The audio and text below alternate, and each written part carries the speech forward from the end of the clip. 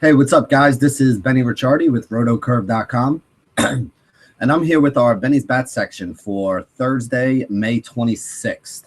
It's a small slate that we're going to talk about. We only got 5 games starting tonight at 7 o'clock, so let's get right into it. First game up is going to be St. Louis against Washington. Got Joe Ross on the mound for Washington, and he's actually a pretty solid pitcher. Lights out to right-handed bats the last 2 years, hitting well under 200 against them. Left-handed bats hit 289 against them this year, hit 279 against them last year. So left-handed bats really the way we want to go and try to attack him here. Whenever we talk about left-handed bats on the Cardinals, the number one guy that pops out to me is Matt Carpenter.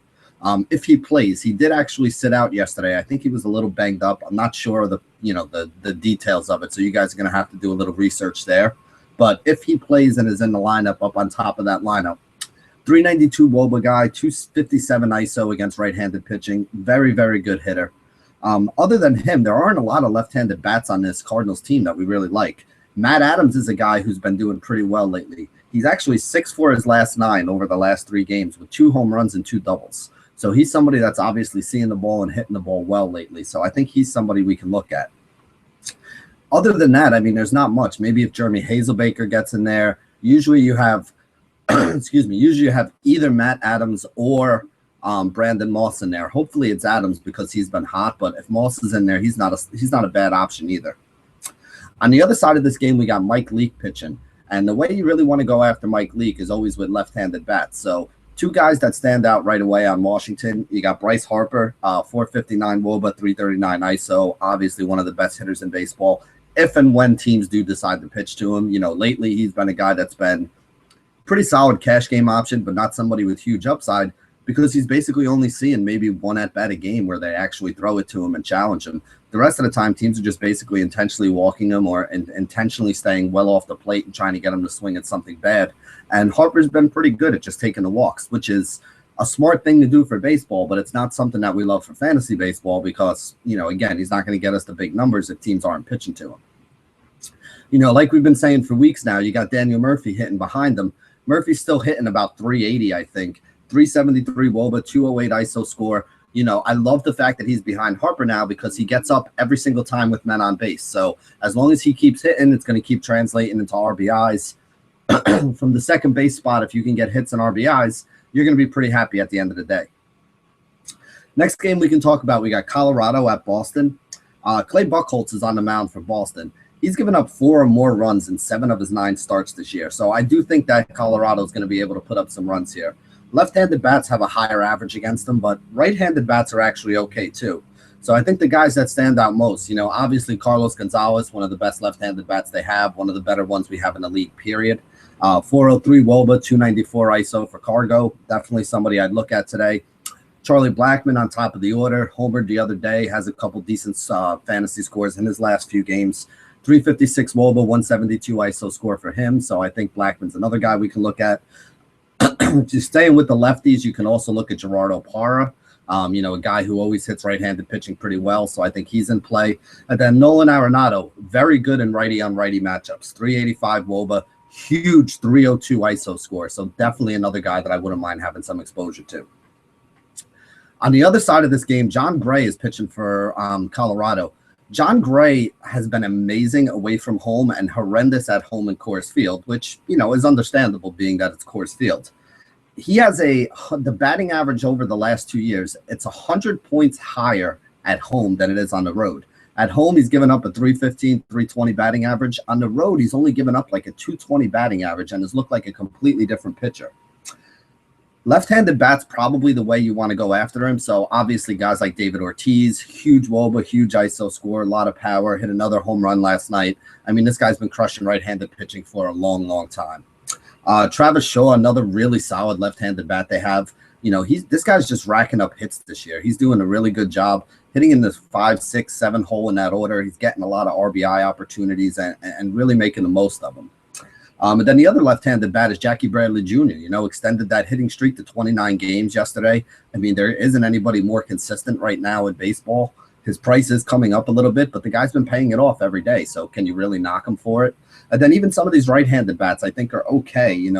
I think they're in play as well. Like I said, though, Gray isn't a horrible pitcher.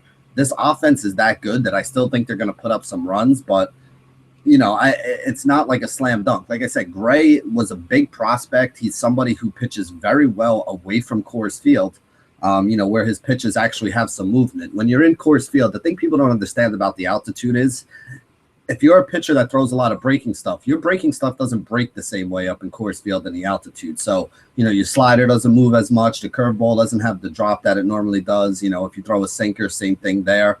So if those pitches stay up in the zone, that's when guys are able to hit it hard when they don't, there's no movement. We always say in baseball, it's not how hard you throw. You got to be able to hit your spots and you got to be able to have some movement, especially late movement, because it's a lot tougher for guys to square a ball up that way.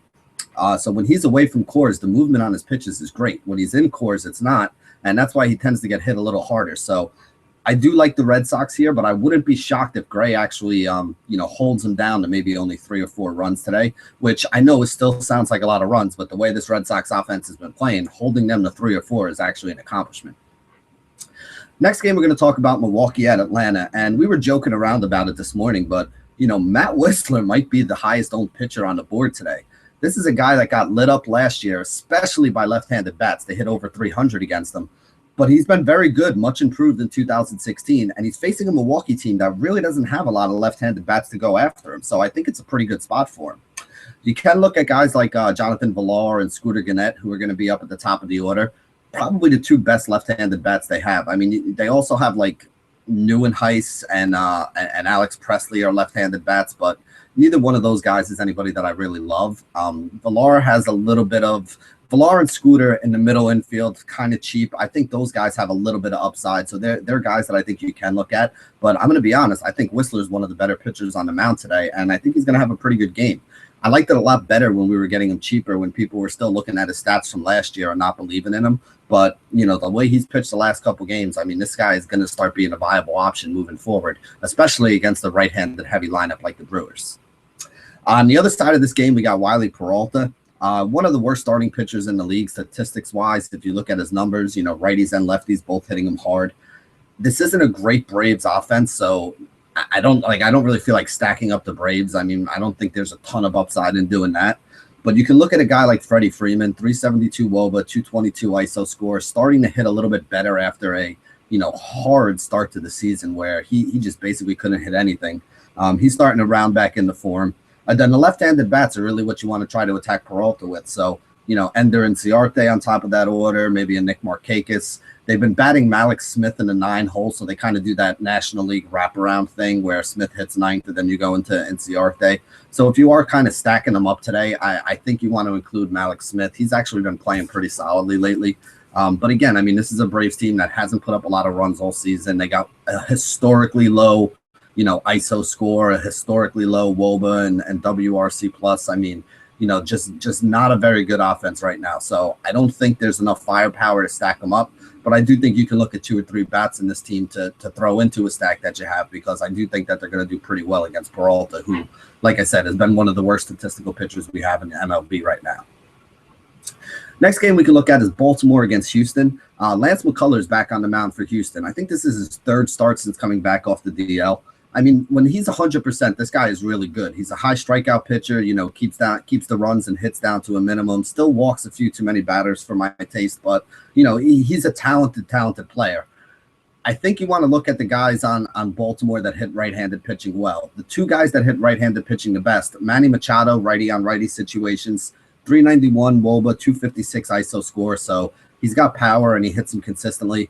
The other guy would be Chris Davis, who's a left-handed bat. 402 WOBA, 329 ISO score. We all know about Davis's power. McCullers is a hard thrower, so if Davis can square one of those up, there's a good chance that he can take him yard. Houston, a very good hitter's ballpark. You get the ball in the air over there, a lot of times it winds up over the fence.